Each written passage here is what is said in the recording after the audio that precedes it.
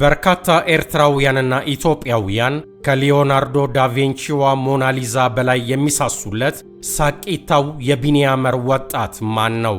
አዎን፣ የቢኒያመሩ ወጣት ለብዙ ዓመታት አነጋጋሪ ሆኖ ዘልቋል። ወጣቱ የበርካቶች መነጋገሪያ ለመሆን የበቃው ፖስተሩ የሚታወቀውን ያህል ማንነቱ በደንብ ስለማይታወቅ ነው። በዚህም የተነሳ እርሱን የሚመለከቱ የተለያዩ ታሪኮች ተፈጥረዋል። አንዳንድ ሰዎች ክረስት የሚባለው ታዋቂ የአሜሪካ የጥርስ ብሩሽ አምራች ኩባንያ ማስታወቂያ ላይ ያሰራው ወደ ኒውዮርክ ወስዶታል ሲሉ፣ የተወሰኑት ደግሞ አንዲት ፈረንሳዊት ሀብታም የወጣቱን ፎቶግራፍ ስታይ በውበቱ ተማረከችና እስከ መኖሪያው ድረስ መታ አግብታው ወደ ፓሪስ ወሰደችው ሲሉ ይሰማሉ። ከዚህ ተቃራኒ የሆኑ ተረት መሳይ ታሪኮችም ተሰምተዋል። እናስ እውነተኛው ታሪክ የቱ ነው? እውን የሳቂታው የቢኒያመሩ ወጣት ታሪክ ይታወቃልን? ይህን አስደማሚ ታሪክ ለማወቅ እስከ መጨረሻው ድረስ ይከተሉን። ኤርትራ አሁን ባላት አከፋፈል መሰረት ምዕራባዊው ክፍሏ ጋሽ ባርካ በተባለ ዞን ስር የተዋቀረ ነው። ይህ የጋሽ ባርካ ዞን ኩናማ፣ ናራና ህዳሬብ የሚባሉ ብሔረሰቦች መኖሪያ ነው። የዞኑ ዋነኛ ሕዝብ ግን ትግረ ይባላል። ከኤርትራ ብሔረሰቦች መካከል በሕዝብ ብዛቱ ከብሔረ ትግርኛ ቀጥሎ በሁለተኛ ደረጃ ላይ የሚገኘው ይህ የትግረ ብሔር ነው። በብዙ የዓለም ክፍሎች ከፍተኛ ዝና ለመጎናጸፍ የቻለው ኤርትራዊም ከዚህ ሕዝብ ነው የተወለደው። እርሱም ለኛ በጣም ቅርብ ሆኖ የኖረው ሳቂታው የቢኒያመር ወጣት ነው። የቢኒያመሩ ወጣት ለብዙ ዓመታት አነጋጋሪ ሆኖ ዘልቋል። ወጣቱ የበርካቶች መነጋገሪያ ለመሆን የበቃው ፖስተሩ የሚታወቀውን ያህል ማንነቱ በደንብ ስለማይታወቅ ነው። በዚህም የተነሳ እርሱን የሚመለከቱ የተለያዩ ታሪኮች ተፈጥረዋል። ለምሳሌ አንዳንድ ሰዎች ክረስት የሚባለው ታዋቂ የአሜሪካ የጥርስ ብሩሽ አምራች ኩባንያ ማስታወቂያ ላይ ያሰራው ወደ ኒውዮርክ ወስዶታል ይላሉ። የተወሰኑት ደግሞ አንዲት ፈረንሳዊት ሀብታም የወጣቱን ፎቶግራፍ ስታይ በውበቱ ተማረከችና እስከ መኖሪያው ድረስ መታ አግብታው ወደ ፓሪስ ወሰደችው ሲሉ ይሰማሉ። ከዚህ ተቃራኒ የሆነ ተረት መሳይ ታሪክ የነገሩኝ ሰዎችም ገጥመውኛል። እነዚህ ሰዎች የነገሩኝ ተረት የሚከተለውን ነው። ወጣቱ ጥብቅ ባህል ከሚከተል ቤተሰብ ነው የተወለደው። ቤተሰቡ ሳይፈቅድለት ነው ፎቶውን የተነሳው። ታዲያ አንድ ቀን አባቱ ወደ ተሰነይ ሲመጣ ከተማዋ በልጁ ፎቶግራፍ ተወራ አገኛት። በዚህም አባት ተናደደና ወደ ቤቱ ሄዶ ልጁን ገደለው። እንግዲህ ሁሉም የየራሱን መላምት ነው የሚወረውረው ማለት ነው። ታሪኩ በደንብ ያልተመዘገበለት ሰው እንዲህ የፈጠራ ታሪኮች ሰለባ ይሆናል። ባለፉት ጥቂት ዓመታት ባደረኩት ፍተሻ እንደተረዳሁት የወጣቱን ፎቶግራፍ ያነሳው ለአሜሪካው ናሽናል ጂኦግራፊ ሶሳይቲ ይሰራ የነበረ ጄምስ ብሌር የሚባል የፎቶ ጋዜጠኛ ነው። ብሌር ፎቶግራፉን ያነሳው እንደ አውሮፓውያን አቆጣጠር በ1965 በያኔዋ ሰሜን ምዕራብ ኢትዮጵያ በአሁኗ ኤርትራ ምዕራባዊ ክፍል በምትገኘው የተሰነይ ከተማ አቅራቢያ ነው። ወጣቱ የቢኒያመር ጎሳ ተወላጅ ስለመሆኑ በናሽናል ጂኦግራፊ መጽሔት ላይ ተገልጾ ነበር። በድረገጹም ላይ ይገኛል። የሚገርመው ታዲያ ብሌር ፎቶውን ባነሳበት ወቅት አንድ ታላቅ ኢትዮጵያዊ አብሮት የነበረ መሆኑ ነው። ይህ ኢትዮጵያዊ ለ20 ዓመታት ያህል በጀርመን ድምፅ ሬዲዮ ወይም ዶቼቬሌ ውስጥ ሲያስገመግም በኖረው ድምፁ የምናውቀው ተወዳጁ ጋዜጠኛ ጌታቸው ደስታ ነው። ጌታቸው ደስታ በሐምሌ ወር 2009 ኢትዮጵያ ኦብዘርቨር ከተሰኘው የእንግሊዝኛ ድረገጽ ጋር ባደረገው ቃለ ምልልስ የወጣቱ ፎቶግራፍ የተነሳበትን ኩነት እንዲህ በማለት ተርኳል። ቀዳማዊ ኃይለ ሥላሴ እንደ አውሮፓውያን አቆጣጠር በ1963 አሜሪካንን በጎበኙበት ወቅት አንድ የናሽናል ጂኦግራፊክ መጽሔት የጉዞ ቡድን ወደ ኢትዮጵያ መጥቶ ጥናታዊ ዘገባ ለመስራት እንዲፈቀድለት ጠየቃቸው። እርሳቸውም ሐሳቡን በደስታ ተቀበሉት።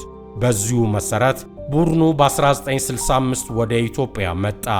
እኔ በዚያን ጊዜ የማስታወቂያ ሚኒስቴር ሠራተኛ ነበርኩ። ታዲያ አለቆቼ ከቡድኑ አባላት ጋር ተጉዤ በአስተርጓሚነትና በአስጎብኝነት እንድረዳቸው አዘዙኝ። እኔም ከቡድኑ ጋር ተቀላቅዬ ወደ ሰሜን ኢትዮጵያ ተጓዝኩ። ጉዟችንን ያከናወንነው በጊዜው እጅግ ዘመናዊ ሞዴል ናቸው በተባለላቸው የላንድ ሮቨር መኪናዎች ነው። እያንዳንዱ መኪና ማቀዝቀዣ ነበረው።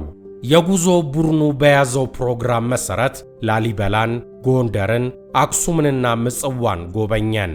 ከዚያም ከአስመራ ጀምረን እስከ ተሰነይ ያለውን ክልል ለመጎብኘት ሄድን።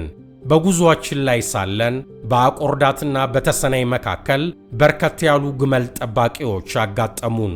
ይህ ሳቂታ ወጣትም ከእነርሱ ጋር ነበረ።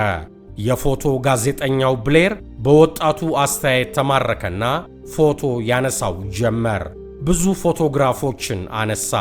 እያንዳንዱን ፎቶ ሲያነሳም በአድናቆት አታይም እንዴ ይለኝ ነበር። በስተመጨረሻ ግን ልጁ ተቆጣ። እኔም ቶሎ ብዬ ኮካኮላ ሰጠሁት። ልጁም ወደ አፉ ወሰደውና በአንድ ትንፋሽ ጠጣው። ከዚያም በከፍተኛ ድምፅ አገሳ። በመጨረሻም አልሐምዱሊላህ ብሎ ተነፈሰ። አሜሪካውያኑ ጋዜጠኞች ወደ አገራቸው ሄደው ዘገባቸውን በሰሩበት መጽሔት ላይ እንደ አውሮፓውያን አቆጣጠር አፕሪል 1965 የታተመ ይህንን ሁሉ ገልጸውታል። ዘገባው ቆንጆ ነበር። ከዘገባው በላይ ገኖ የወጣው ግን የወጣቱ ፎቶግራፍ ነው። ይኸው ፎቶው ዛሬም ድረስ በየቤቱ ተለጥፎ ይታያል። ጌታቸው ደስታ የሰጠን መረጃ በዚህ የተገደበ ነው። ሌሎች የጽሑፍ ምንጮች ደግሞ የእርሱን ያህል ስለ ወጣቱ አይናገሩም። በመሆኑም ስለ ወጣቱ ማንነት በትክክል ለመናገር ብዙ የተጓደሉ ነገሮች አሉ። ሌላው ነገር ሳይቆጠር የወጣቱ ስም እንኳን በመጻሕፍት በመጽሔቶችና በድረገጾች ላይ አልተጻፈም። ማንነቱ በደንብ ካለመታወቁ የተነሳም ሳቂታውን ወጣት በሕይወት ባገኘሁትና ታሪኩን በጻፍኩለት የሚል ፍላጎት ተፈጥሮብኝ ቆይቷል። አዎን፣ ለብዙ ዓመታት ከእርሱ ጋር ስለመገናኘት ሳለም ኖሬያለሁ። እርሱን የሚያውቅ ሰውም ሳሰስ ከርሜያለሁ። ይሁንና ሙከራዎቼ ሁሉ አንዳች ውጤት ላይ ሳያደርሱኝ ቀርተዋል። ኤርትራውያንም ሆኑ ኢትዮጵያውያን ዛሬም ድረስ በልጁ ማንነት ዙሪያ ያላቸው ዕውቀት በጣም ውስን ነው። በቅርቡ በወጣቱ ዙሪያ ሲቀርቡ የነበሩትን ጥያቄዎች በከፊል ለመመለስ የሚያስችሉ የቃል መረጃዎችን ለማግኘት ችያለሁ። ለዚህም የረዳኝ እንደ ሳቂታው ወጣት የቢኒያመር ተወላጅ ከሆነ ኤርትራዊ ጋር መተዋወቄ ነው። ይህ ወዳጃችን ጃዕፈር ዑስማን ይባላል። ጃዕፈር የተወለደው በሰሜን ኤርትራ በምትገኘው የናቅፋ ከተማ ነው። ነገር ግን ወጣቱ የኖረበትን የምዕራብ ኤርትራ ክልልንም በደንብ እንደሚያውቀው ይናገራል። ሳቂታው ወጣትን በፎቶግራፉ ሳቢያ በሁሉም የቢኒያመር ተወላጆች ዘንድ እንደሚታወቅም ያስረዳል። ጃዕፈር የቢኒያመሩን ወጣት በሕይወት መገኘት በተመለከተ ለጠየቁት ጥያቄ ተስፋ የሚያስቆርጥ ምላሽ ነው የሰጠኝ። እንደ ጃዕፈር አባባል ከሆነ ሳቂታው ወጣት እንደ አውሮፓውያን አቆጣጠር በ1989 አርፏል።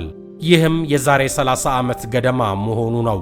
ወጣቱ ፎቶውን ሲነሳ በግምት 17 ዓመት ሆኖት እንደነበር ይገመታል። በዚህም መሠረት ከላይ በተጠቀሰው ዓመት ሲያርፍ ዕድሜው ከ40 ዓመት ተሻግሮ ነበር ማለት ነው። የቢኒያመሩ ወጣት ብዙ ልጅ አልወለደም ይለናል ጃዕፈር።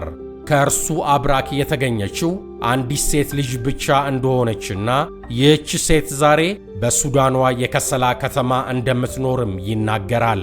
ጃዕፈር እንዳጫወተኝ ከሆነ የቢኒያመሩ ወጣት ስም ዑመር መሐመድ ኢድሪስ ነው። ይህ ወጣት ሐጂ ሙሐመድ አልከቢር ከሚባሉ ታዋቂ ሼህ መወለዱና የቤተሰቡ የመጨረሻ ልጅ መሆኑም ከጃዕፈር ተነግሮኛል። በርካታ ኤርትራውያንና ኢትዮጵያውያን ከሊዮናርዶ ዳቪንቺዋ ሞናሊዛ በላይ የሚሳሱለት የሳቂታው ወጣት ጉዳይ በዋዛ መታለፍ የለበትም። ስለሆነም የኤርትራ ልጆች በደንብ ያልተገለጠውን የወጣቱን ታሪክ ፈትሸው እውነታውን በጽሑፍ ሊያስቀምጡልን ይገባል እንላለን። የጽሑፉ ምንጭ አፈንዲ ሙጠቂ የኤርትራ ሕልምና ሌሎች የኢትኖግራፈር ወጎች በሚል ርዕስ ከጻፈው መጽሐፍ ከገጽ 152 እስከ 155 ላይ የተወሰደ ነው። አበቃው። በቸር ያሰንብተን። ቻናላችንን ከወደዱት ላይክ፣ ሼር እና ሰብስክራይብ ያድርጉ። አብራችሁን ስለቆያችሁ ከልብ አመሰግናለሁ።